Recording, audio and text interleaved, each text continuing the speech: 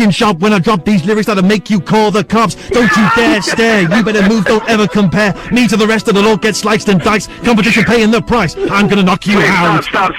You're gonna get me put out of business. You sound too good. Were you pretty impressed by that? Listening, he want to sign you.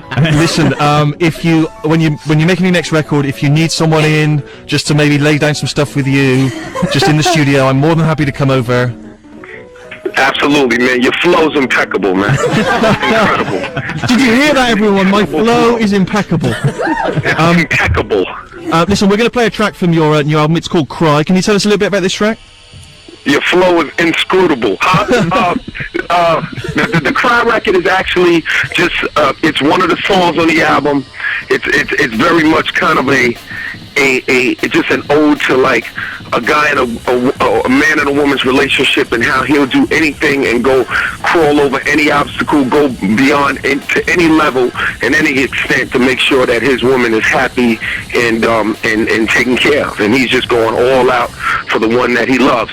And this is one of the songs on the album. It's actually probably the most conventional record that I have, song rather, that I have on the record. I think the record gets much more experimental and even more exciting as we go forward, but this is still a really cool record, and it's called Cry with Little Mo, and I think she did a great job vocally on the record.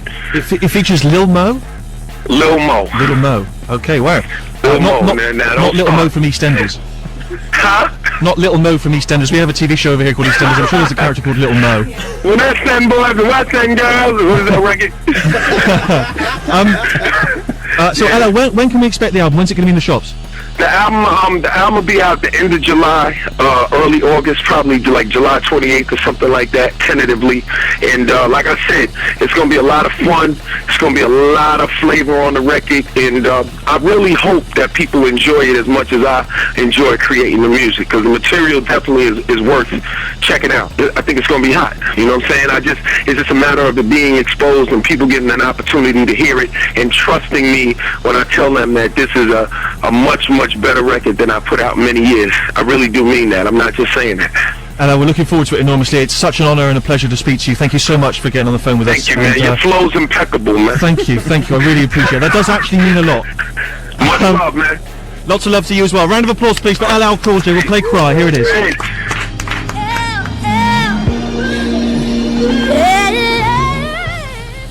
On BBC Two. Steve Show, BBC Six Music with me, Stephen Merchant, live from New York City, but my little gang there are still sat in London, and it's a time for a musical choice from Sammy. Hey, Sammy. Hiya. Sorry, I'm still quite excited by all that. You just rapped for LL Cool J. That's amazing. Yes, I'm actually having Your Flow is Impeccable tattooed on my face as we speak. It's worth it. It is worth it, yeah. A lot of people are saying that was pretty good stuff. I'd agree. Yes. I'd agree all over that. I'm just checking the blogs. Yeah, the message. The internet is ablaze with your rap for LL Cool J right now. No, he was a charming and lovely man, and yes, I look forward to the new album. And that track was Cry, featuring Little Mo. Not that one. Which is extraordinary. So anyway, Sammy, what's your musical choice? I've gone with something American, but it's on the other coast. It's the Fleet Foxes, and they're from Seattle, with Mykonos. It's off their EP that they released in February called Sun Giant, and it's absolutely awesome. It sounds very 70s, but wait for it to kick in. It will rock your socks off. Let's hear it.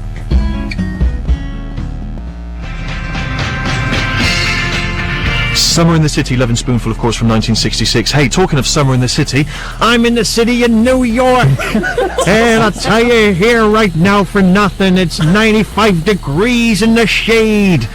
That's it. That's all I got. What is that? That's all I got. What is that? It's a sort of disgruntled NYC cab driver. You know, he's a Vietnam veteran as well. Respect. It's a sort of characterisation that I'm working on. Maybe I'm going to do an off-Broadway play, a one-man play. I'm just sort of trying to build that character up. Hey, how you doing? I find it amazing that a man with your lack of vocal skills has just rapped to LL Cool J. Hey, I would just like to quote Mr. J. Okay. Your flow is impeccable. Your flow is impeccable. Now, you wouldn't even understand what that means, but being from the street, I understand that by flow, he means talking fast in a rappy style, and by impeccable, he means good. So, pretty impressed, I imagine, Dan. I know you've been a big hip-hop fan for many years. Yeah, no, I haven't got any comeback, have I? LL Cool J says you're impeccable, what can I do? I'm beaten. man I bow knows- down before you The man again. knows what he's talking about. Yeah. Before Love and Spoonful, we heard a choice from Sammy. What was it again, Sammy? It was the song was called Mykonos, and it's by the Fleet Foxes. Very good. We've not heard much from you. How are you? Are you all right? How's your week been? I'm knackered, Steve, I'll be honest with you. I've been doing photography. It is the end of my year-long course. Everything, all work has to be in, deadlines to meet, etc. So me and my mum had a lovely day trip to Durham yesterday.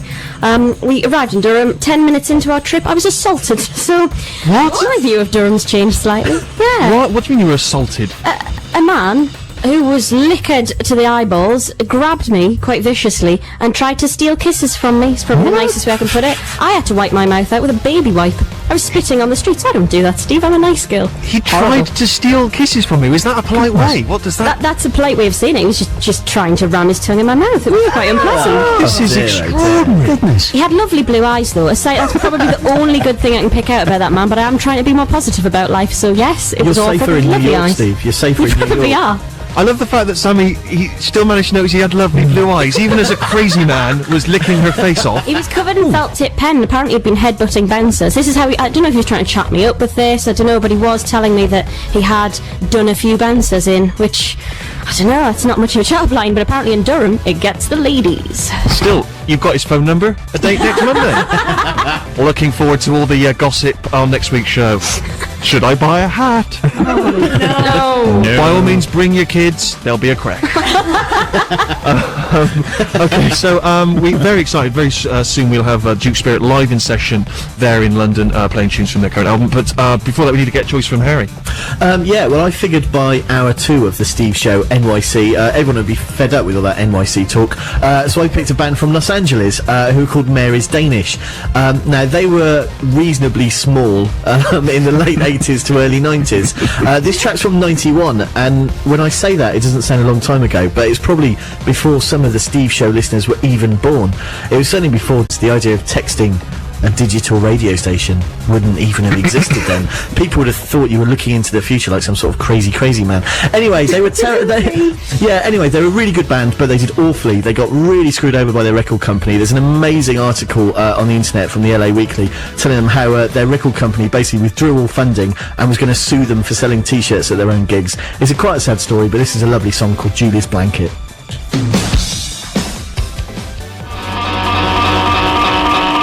That was Harry's musical choice on the Steve Show this week. What was it, Harry?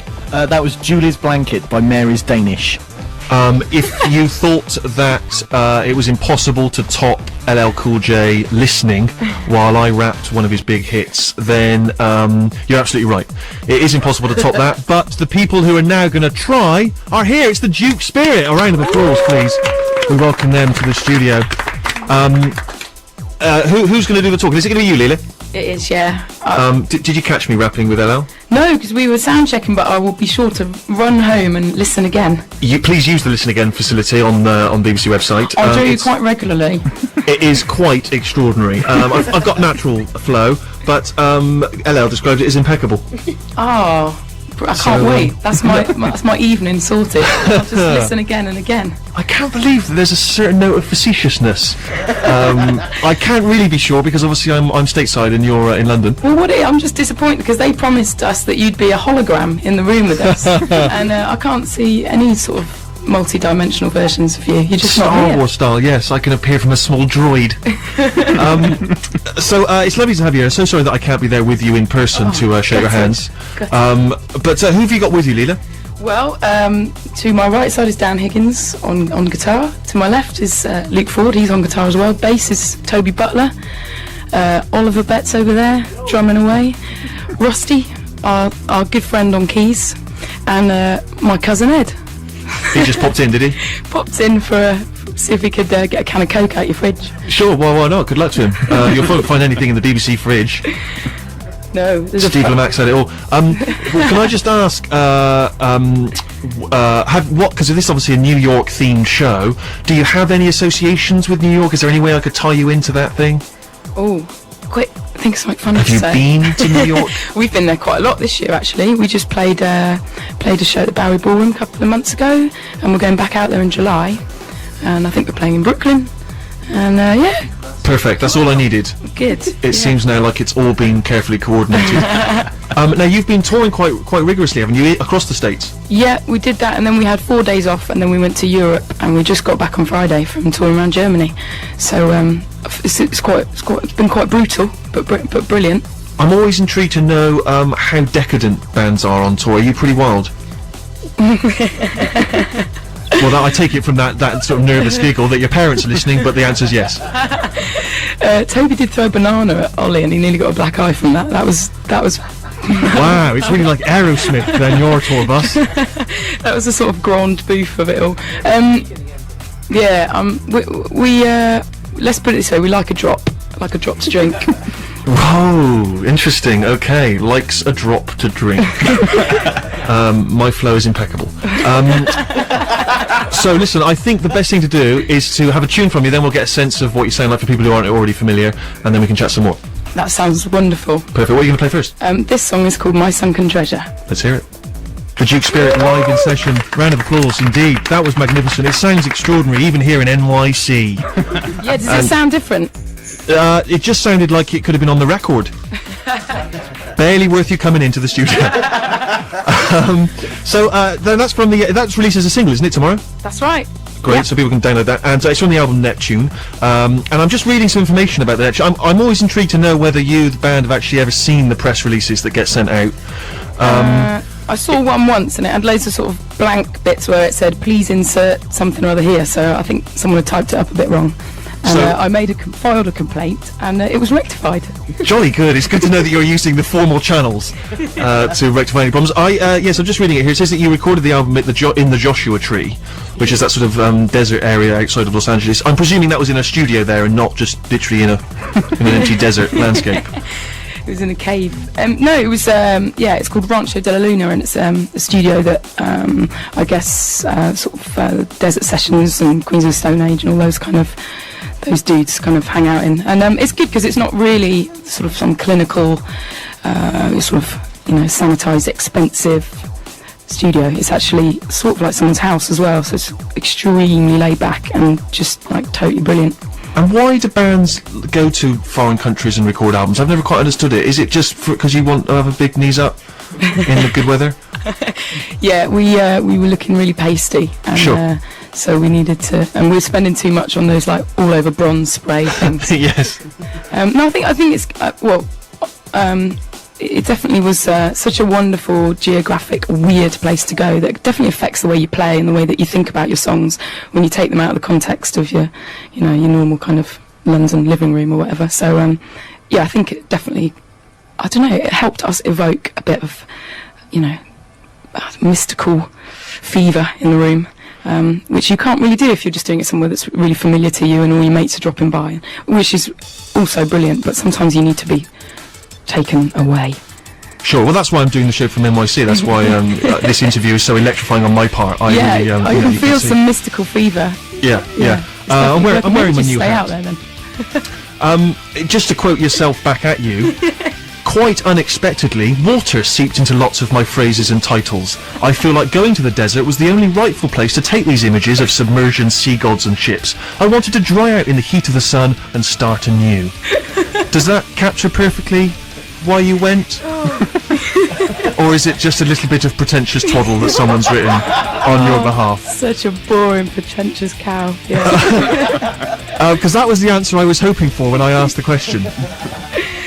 I wonder what we should have written. I made all this up. I don't know what it's got to do with Neptune, and now I'm trying to figure out a way to make